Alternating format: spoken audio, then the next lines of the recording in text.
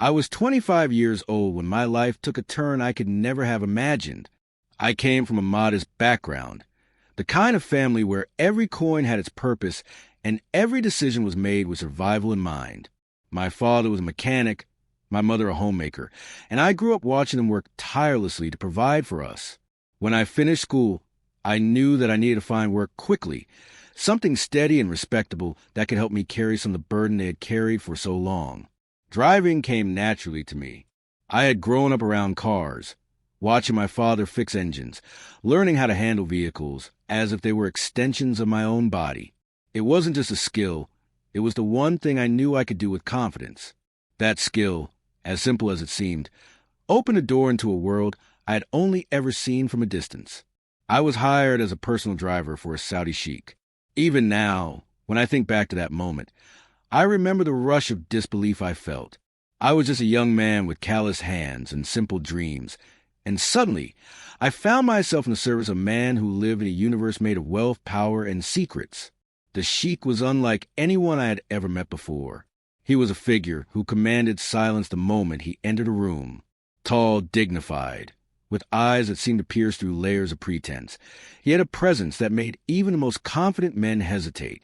He rarely spoke more than necessary, and when he did, it was with a measured calm that left no room for question or defiance.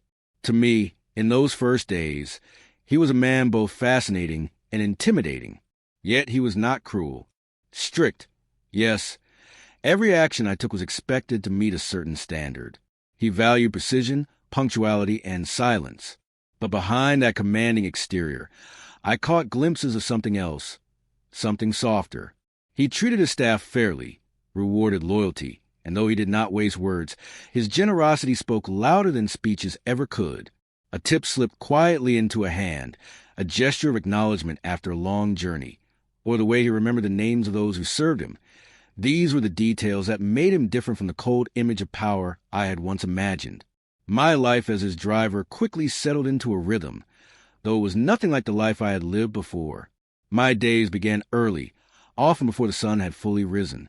I would ensure the cars, gleaming machines of luxury I had only dreamed of touching, were polished, fueled, and ready for any journey. I drove him through the bustling streets of the city, past places where I used to walk as a boy. But now I looked at them from behind the tinted glass of his world. Sometimes I drove him to meetings in towering glass buildings where men in suits spoke in hushed tones. Other times to palaces where chandeliers sparkled and laughter echoed in marble halls. Yet for all the grandeur that surrounded him, my role came with unspoken rules that I quickly learned to respect. A driver, especially one for a man like him, was more than just a man behind the wheel. I was an extension of his shadow. I was to be invisible when he needed me to be, and attend to the moment he gave the smallest signal. I was to hear everything but repeat nothing, to see much but pretend to see nothing at all. Privacy was sacred in his world, and loyalty was the price of being allowed into it. At first, the silence in the car fell heavy. I would sit behind the wheel, conscious of every movement, every breath, wondering if I would ever be more than a servant whose presence barely registered. But as days turned into weeks, I began to sense a strange rhythm in our relationship. He did not speak unless necessary, but when he did, he expected to be understood immediately. A raised hand, a glance in the rearview mirror, a single word, these were enough to communicate volumes. Slowly, I learned his habits, the way he liked his routes taken, the pace he preferred, when he wanted silence, and when he welcomed quiet music playing softly through the speakers. Despite the boundaries, I found myself observing him more than I probably should have. The way he carried himself, even in moments of rest, was that of a man who bore great responsibility. His wealth was immeasurable, yet there were times when I caught a flicker of weariness in his eyes, as if even he was not immune to the weight of his position. I never dared to ask questions, but in my own mind, I wondered about the kind of life that existed behind the closed doors of his palaces and private chambers. In those first months, I remained cautious, never stepping out of line, never forgetting that I was but a servant in a world not my own. Yet I could not deny the pull I felt toward him, not in a way I fully understood, but in a way that kept me alert, curious, and strangely loyal beyond duty. It was as if I had been placed at the edge of a mystery, one that I could not walk away from even if I tried. That was the life I led at 25, half in the world of my simple upbringing, half in the shadow of a man whose life was too vast to comprehend. I did not know then how much that shadow would shape my own fate, or how a single night in the desert would change everything I thought I knew about myself and about him. It was in the middle of that year, when the days were long and the heat hung heavy over the city, that the Sheikh announced we would be going on a hunting trip. I had heard of these excursions before, spoken about in whispers among the staff, but I had never been chosen to accompany him on one. Hunting in the desert was not simply a sport for men of his stature. It was an event, an unspoken ritual where power, tradition, and pride all came together under the open sky. When he told me I would be driving him there, I felt a surge of excitement mixed with unease. It was one thing to drive him through the polished streets of the city, where routine shielded me from mistakes. It was another to accompany him into the vast, unforgiving desert, a place where I had never truly been. I tried to keep my face composed when he mentioned it, but my heart beat fast, and that night I could hardly sleep. The day of departure arrived with the sun already burning bright. The convoy was a sight to behold. Gleaming four-wheel drive vehicles lined up outside the palace, each one carrying a sheikh, a driver, and guards. They were not ordinary men, but figures who carried themselves with an air of command, their garments flowing like banners of their rank. I saw the other drivers, men like myself, but older, more seasoned, with faces hardened by years of serving their masters. We exchanged brief nods, but little else. In such a gathering, words felt unnecessary. The sheikh entered my car with his usual quiet authority, and at the single nod he gave me, I started the engine. The convoy moved like a living creature, each car falling into its place as if rehearsed, engines humming in perfect rhythm. We drove out of the city, leaving behind the glass towers and crowded streets, and soon the landscape began to change. Buildings gave way to open stretches of sand and rock, the road winding further into emptiness, until even the road itself seemed to vanish. The desert stretched endlessly, its silence broken only by the sound of engines and the occasional squawk of a falcon riding on a guard's arm. The sun beat down, making the horizon shimmer as though the earth itself were melting into air. And yet, there was a beauty to it that I had never seen before, a vastness that made me feel small and yet strangely alive. I kept my eyes on the road, but I couldn't help glancing in the mirror at the sheikh. He sat as he always did, calm, unshaken, as though the world itself bent to his stillness. Hours later, we reached the camp. It was unlike anything I had imagined. In the middle of nowhere, luxury had been carved out of sand and silence. Large tents, embroidered with golden patterns, rose like palaces against the dunes. Inside, carpets covered the ground. Cushions were arranged for comfort, and servants hurried about setting up silver trays filled with fruits, meats, and delicacies I could not name. Generators hummed quietly, powering lights and cooling machines, and falcons rested on perches, as if awaiting their master's commands. It was a desert, yes, but softened and reshaped by wealth, until it bent to the sheikh's will. Each sheikh went to his own tent, surrounded by guards and attendants. Laughter and voices carried through the air as the men prepared for the evening's feast, their conversations weaving tales of past hunts and victories. I stood near the sheikh, waiting for any command, though he seemed to need little from me. There was no longer a road to follow, no city to navigate, just this strange world of sand and silence. As the evening deepened, the desert cooled. The fiery sun dipped low, staining the sky with shades of orange and purple before it gave way to a night filled with stars so sharp and clear they seemed within reach. One by one, the camps grew quieter. Guards took their positions, ensuring no harm would come to their masters, while drivers like me found places near the outer tents, waiting in case we were summoned. But my sheikh did not send me away. Instead, he motioned for me to stay near him, a gesture small yet heavy with meaning. I obeyed, though I could not deny the flicker of unease that passed through me. Why me, when all the other drivers had melted into the shadows of their camps?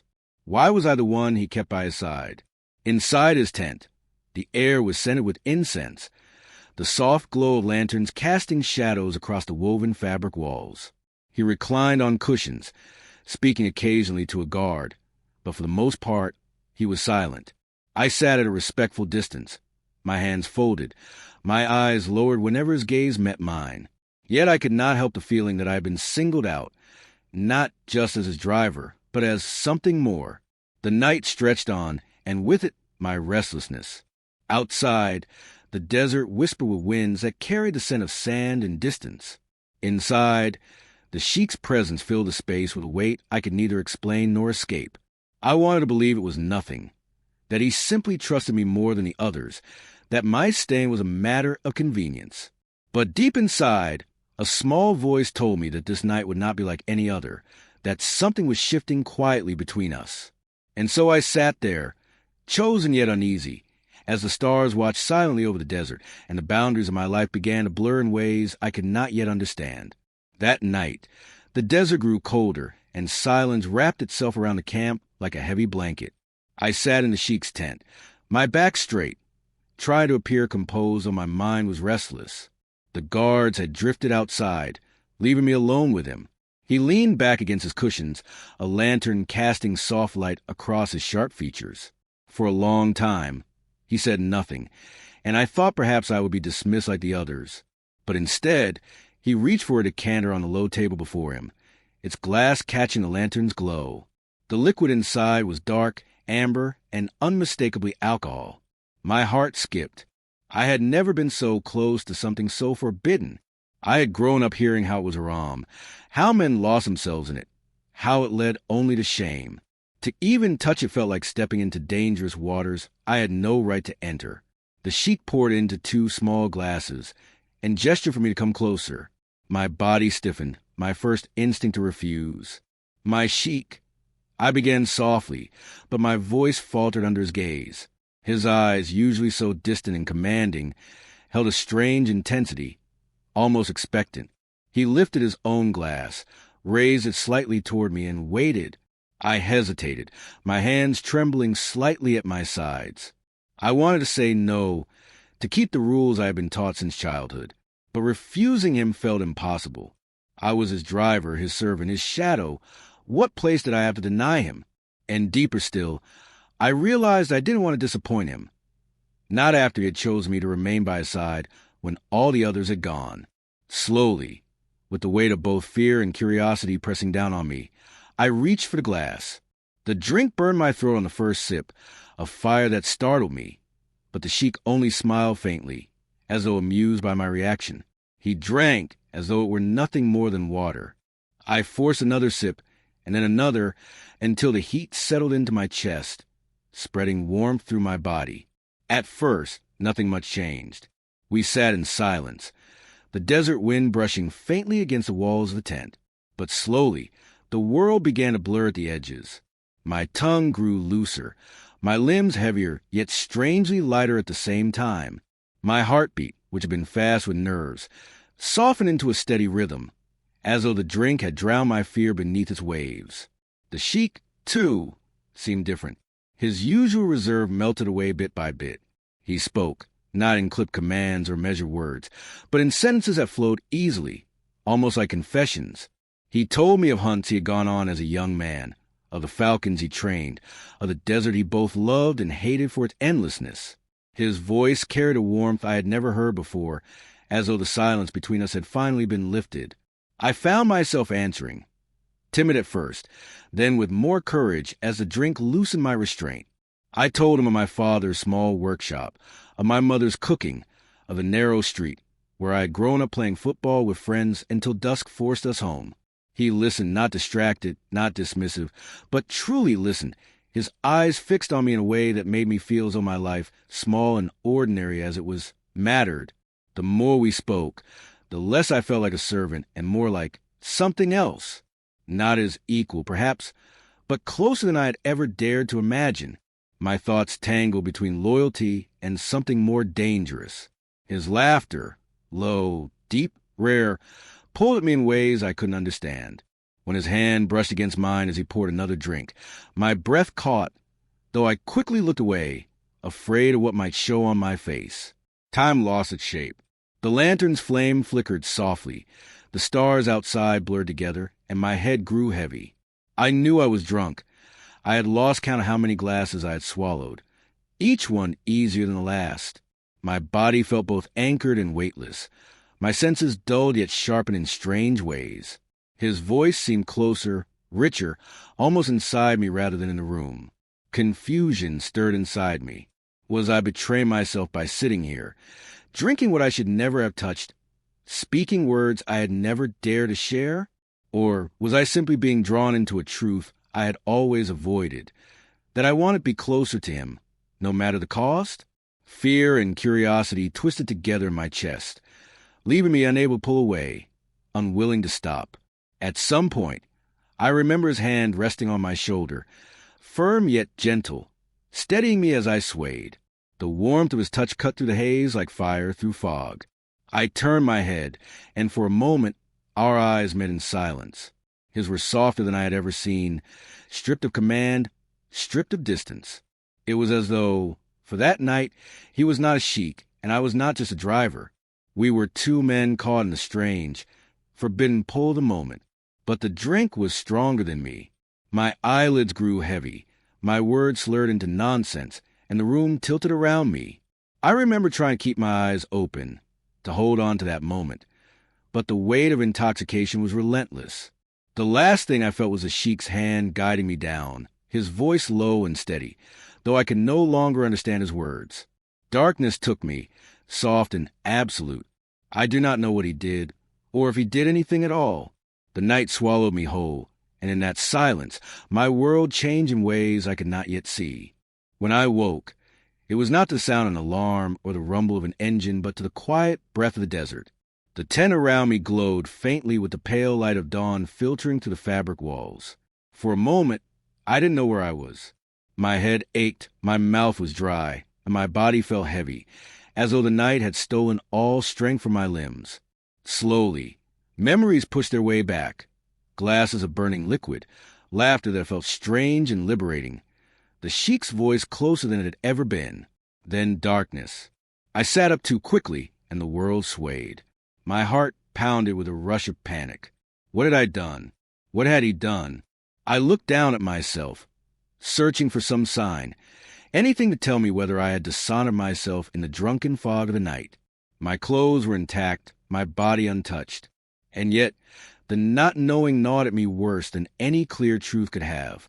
The thought that I might have broken some unspoken line, that I had shamed myself before the very man I served, made my chest tighten. I buried my face in my hands, wishing I could erase the night, wishing I could go back to the moment before I accepted that first glass. When I finally gathered the courage to look up, the sheik was already awake. He sat at the low table across the tent, dressed and composed as though the night had left him untouched.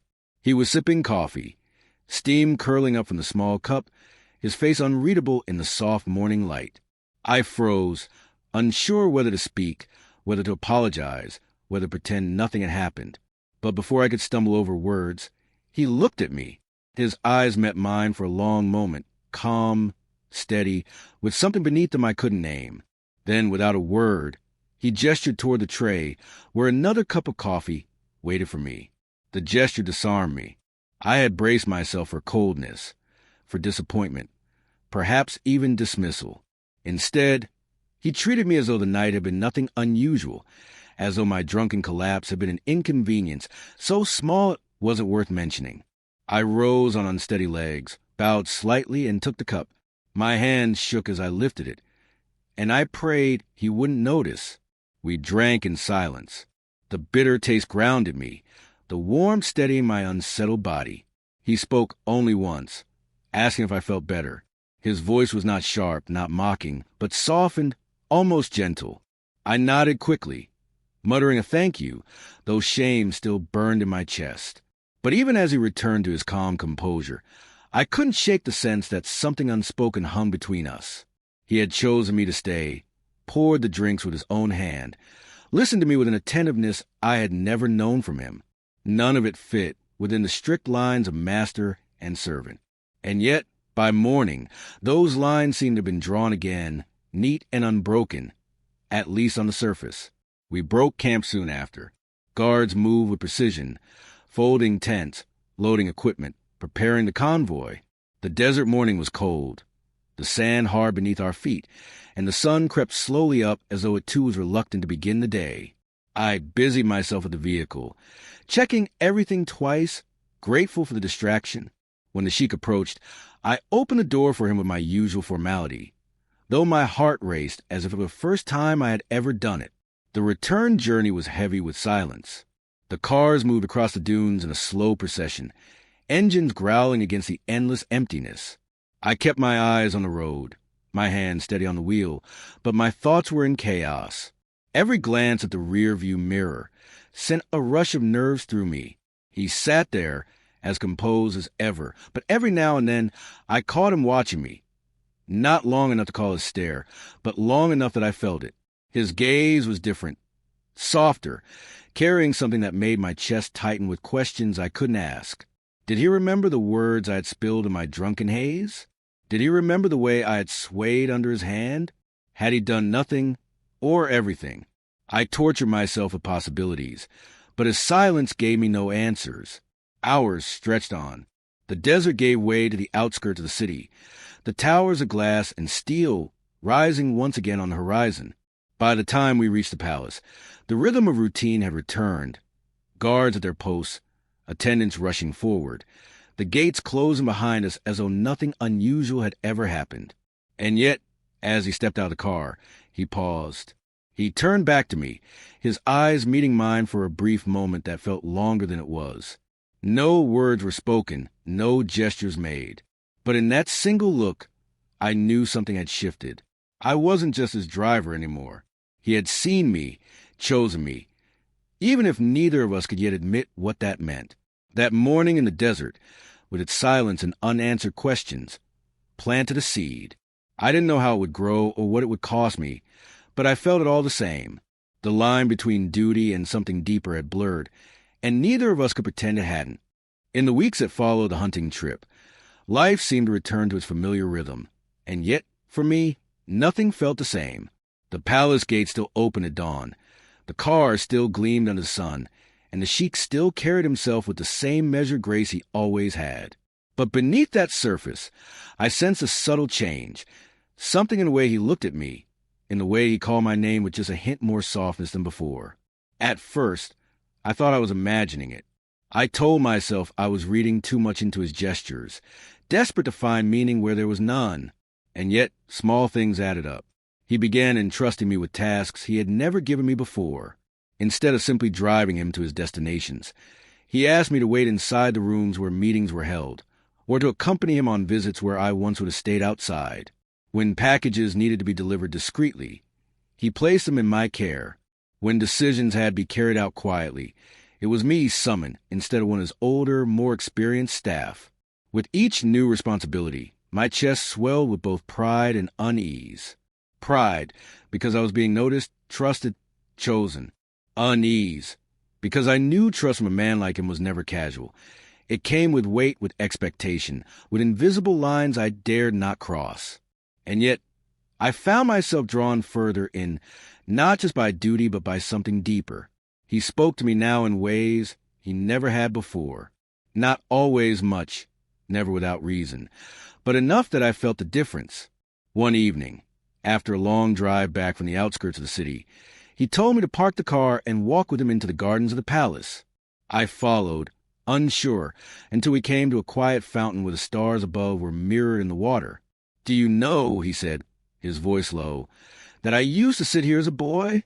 I thought the world outside these walls was nothing more than a dream. I had never heard him speak of his past before. It startled me, the idea of him once being a child with dreams instead of a man with power. I listened in silence, afraid to interrupt. "Now I live that dream," he went on, "and sometimes I wonder if it was worth it." The words lingered in the night air, heavy with a truth he rarely shared. In that moment, I saw not just a sheik, the man of wealth and command, but a man burdened by what he carried, a man who, despite everything, was lonely. After that night, our conversations grew more frequent. Sometimes they were brief, stolen moments between duties, but other times they stretched late into the evening.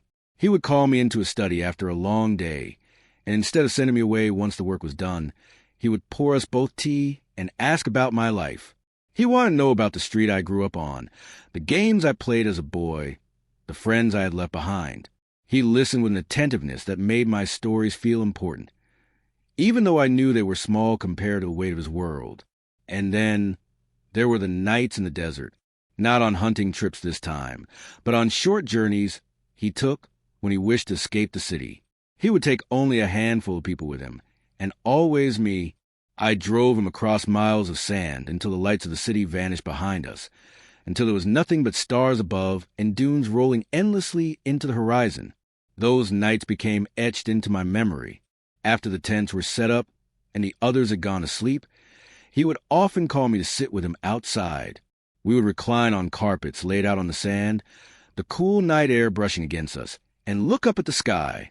He spoke of constellations he had memorized as a boy, of falcons that soared farther than the eye could follow, of dreams of freedom that even he, with all his wealth, could not fully reach. I laughed with him, too, something I never thought I would do. Once, as we sat eating dates and bread, I told him about the time I had nearly crashed my father's old car into a goat cart as a teenager. His laughter echoed across the desert, deep and warm, so unlike the distant reserve I had once feared. It startled me how natural it felt, how much I wanted to hear it again. But laughter was not all I felt. With every passing day, admiration grew inside me, twined with something far more dangerous, affection. It crept in quietly, hidden behind my loyalty, my respect, my sense of duty. At first, I dismissed it as gratitude, as the simple devotion of a servant to his master. But there were moments I could not deny.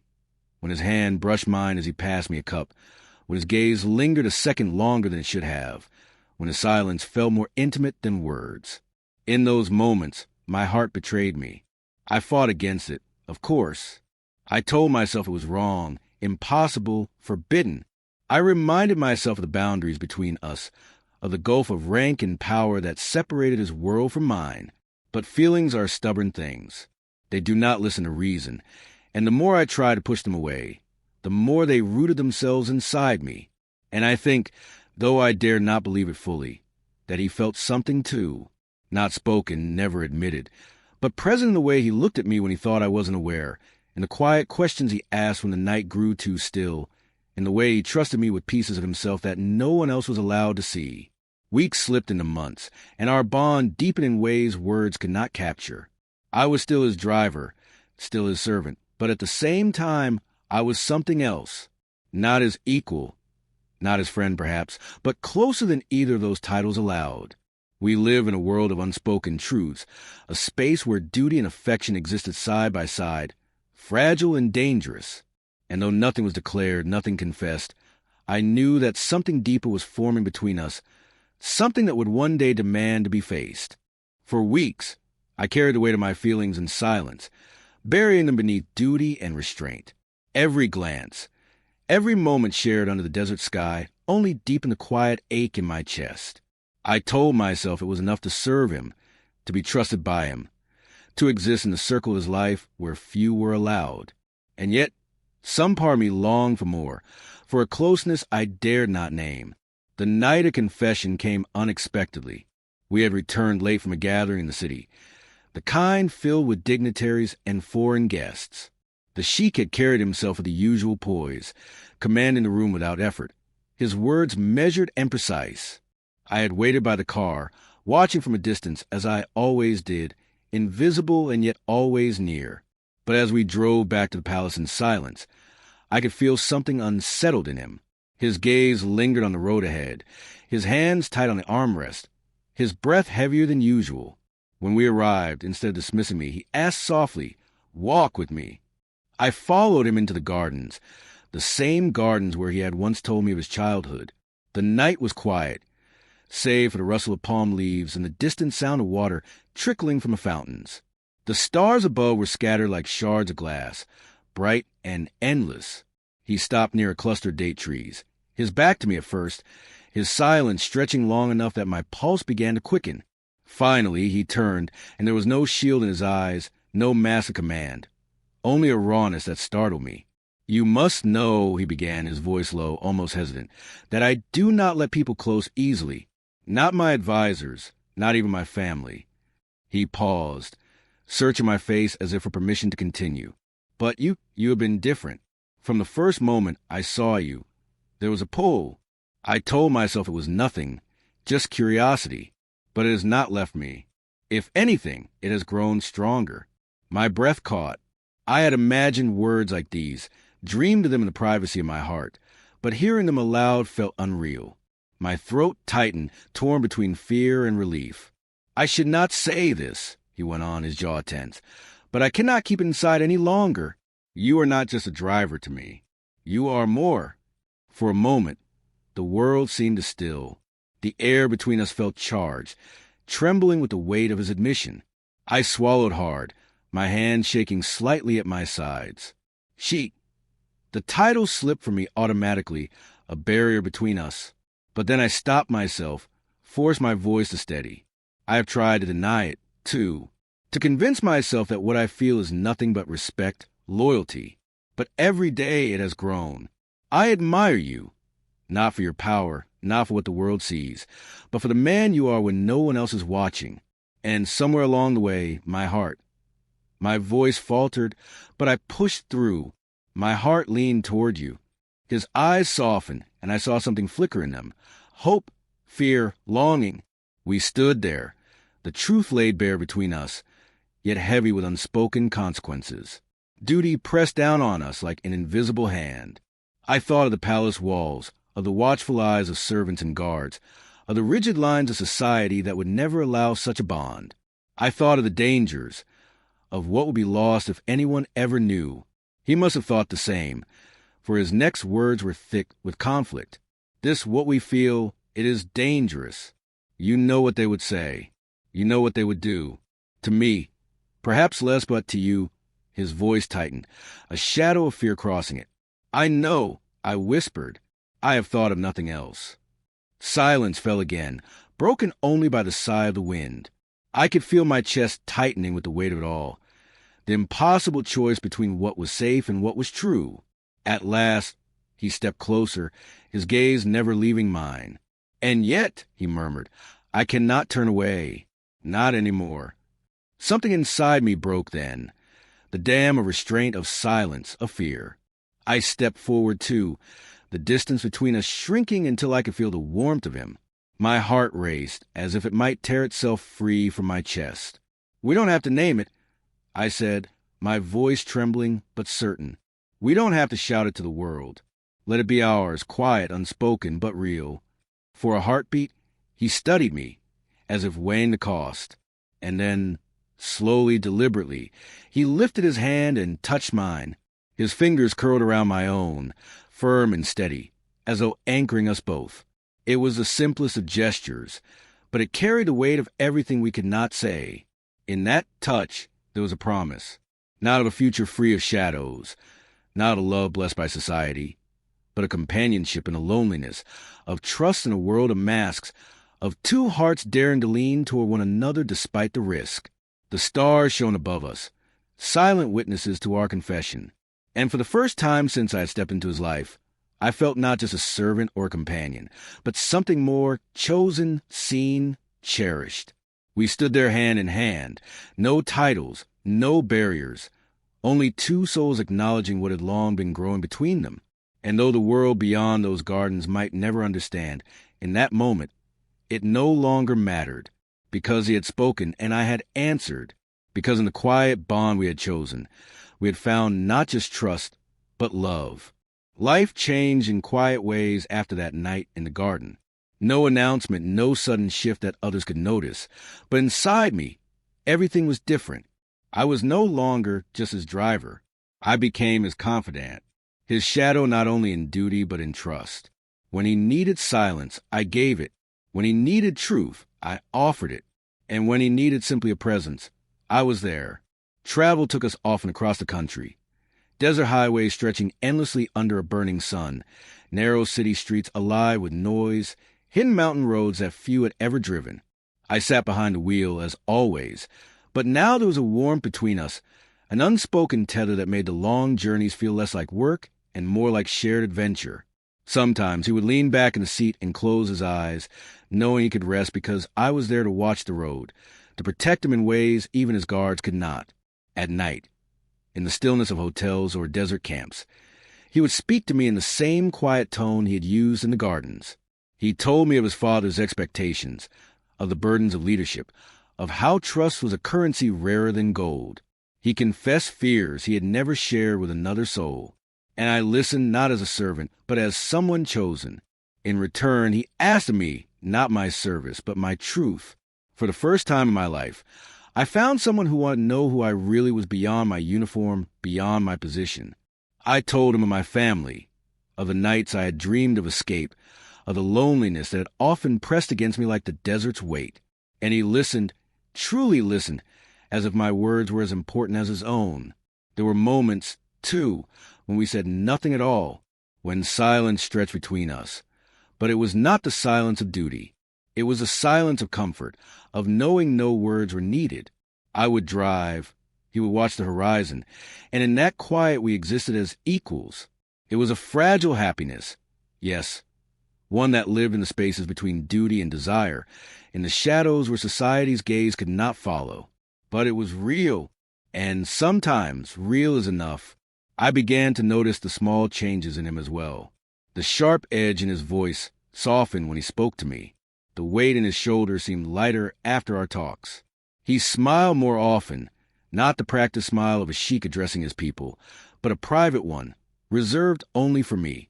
I carried those smiles like treasures, hidden in the folds of my memory. Through it all, I never forgot where I had come from. I was a modest man, a young driver who had entered this life with nothing but steady hands and loyal silence. And yet somehow I had found myself woven into the world of a leader, into the guarded heart of a man who had everything, and yet in some ways had been lonelier than me. Sometimes, when I lay awake at night, I marveled at it, not because of the power or the privilege, but because of the simple fact that love had found me in the most unlikely of places. I had not sought it, had not dared to hope for it, and yet it had arrived, quiet and certain like the desert dawn. I did not know what the future would hold. We never spoke of promises we could not keep, nor of destinies we could not rewrite. But I knew this. As long as I was by his side, as long as I held his trust, I would have enough. And so my life was transformed, not with riches, not with titles, but with something rarer, a bond built on loyalty, respect, and love. When I think back to the beginning, to the first day I drove him, when I was nothing more than a stranger behind a wheel, it feels like another lifetime. I was young, uncertain, trying to hide my hunger for meaning. I could never have imagined the road would lead me here, into a place not just of service, but of connection.